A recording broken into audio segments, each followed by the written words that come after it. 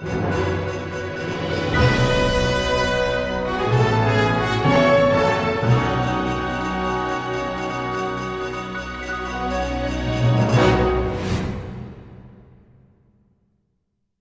doing legal research over the years, I have often been asked to give a basic introduction to the concept of international law. What I generally say is this: international law is the accumulation of common state practice, which has been regularly followed over a long period of time, or which has been adopted by means of various international covenants or conventions. At the same time, it is important to note an additional point.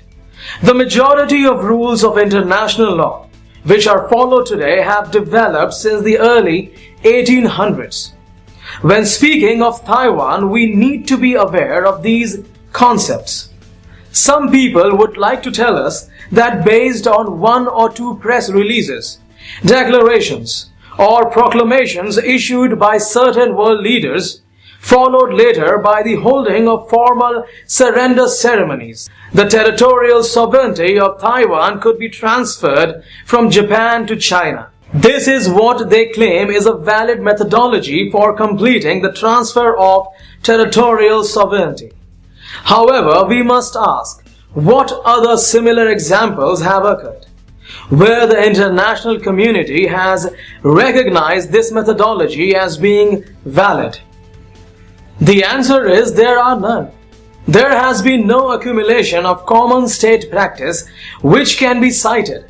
Hence, we can quickly see that the Japanese surrender ceremonies on October 25, 1945 cannot be interpreted as Taiwan Retrocession Day. Going back earlier, we know that Taiwan was ceded to Japan by the Chinese Emperor in 1895. Even today, however, we often hear some Asian scholar making the allegation that some Chinese officials announced the cancellation or nullification of this treaty in the late 1930s, and that Taiwan reverted to Chinese sovereignty at that point. We quickly see that this is a situation where they are claiming some valid methodology for the cancellation of an international treaty and the restoration of the so-called original legal parameters. Again, we must ask what other similar examples have occurred where the international community has recognized this methodology as being valid. After thorough investigation, we have to conclude that there are none.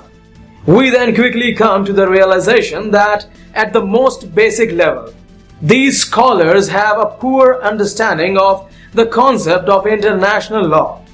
After establishing this conceptual framework, let's move on to the discussion of other interesting topics as we continue our series of commonly seen mistakes when discussing the legal status of Taiwan.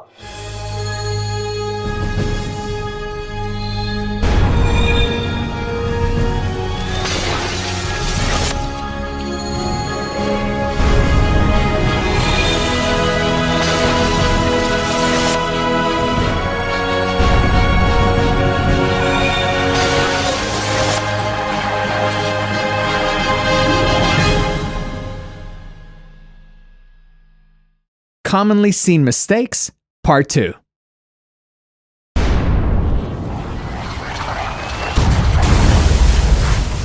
military occupation of Taiwan ended in 1952.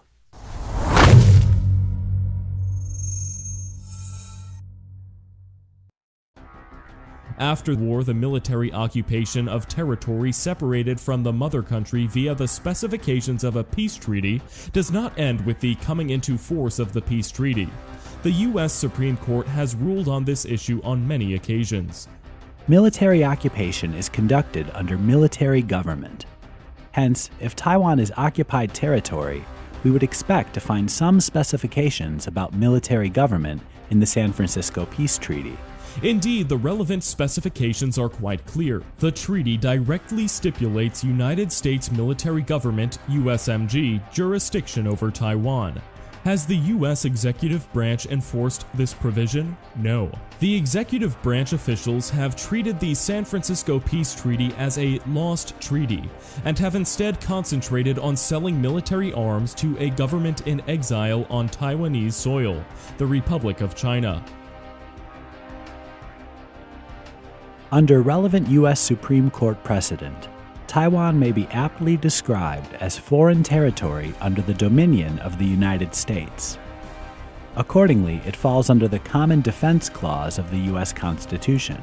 Viewed this way, it should be no secret that U.S. defense companies would find a much larger market for their equipment, construction projects, defense services, etc., if they would urge the U.S. executive branch to follow the specifications of the SFPT straightforwardly, and have the U.S. Department of Defense take full responsibility for Taiwan's national defense needs directly. This, of course, would include personnel, equipment, and everything else.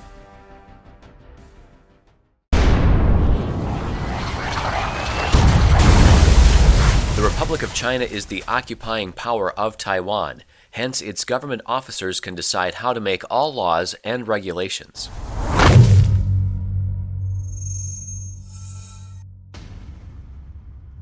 The Republic of China is only exercising delegated administrative authority for the military occupation of Taiwan.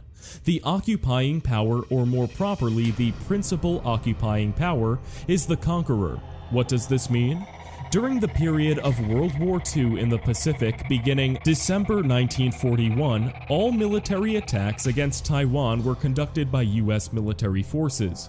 The military forces of other countries including England, France, the USSR, Australia, New Zealand, the Republic of China, etc. did not participate.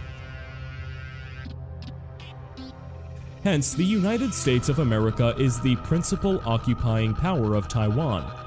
Under the specifications of General Order No. 1, issued by General Douglas MacArthur, the Republic of China in Taiwan is merely a proxy occupying force. Importantly, there are many actions which are forbidden in occupied territory. Relevant specifications can be found in the Hague and Geneva Conventions. One important action which is forbidden is the promulgation of a new legal structure. Hence, the promulgation of the ROC Constitution in occupied Taiwan in 1947 is entirely illegal. Unfortunately, such an analysis is totally beyond the comprehension of most civilians, because they have essentially no knowledge of military law or the laws of war.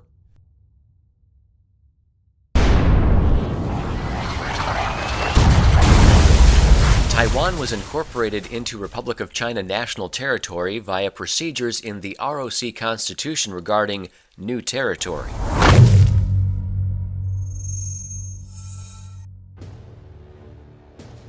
In fact, Taiwan has never been incorporated into ROC national territory. Article 4 of the ROC Constitution, entered into force December 25, 1947, specifies that the territory of the Republic of China within its existing national boundaries shall not be altered, except by a resolution of the National Assembly. in regard to the alleged inclusion of Taiwan into Chinese territory, up to the present day there is no resolution of the National Assembly on record. Moreover, the post-war treaties did not award Taiwan to China. Of course, many people point out that Taiwan was already under the jurisdiction of the ROC when the ROC Constitution was promulgated and came into force in 1947.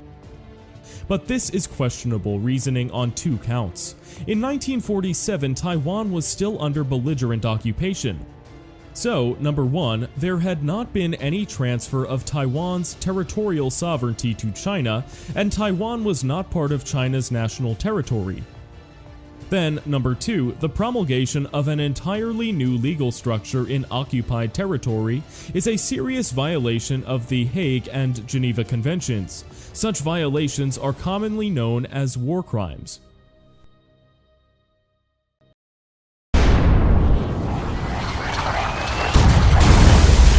With no final disposition of Taiwan in the peace treaty, sovereignty is held by the local Taiwanese people.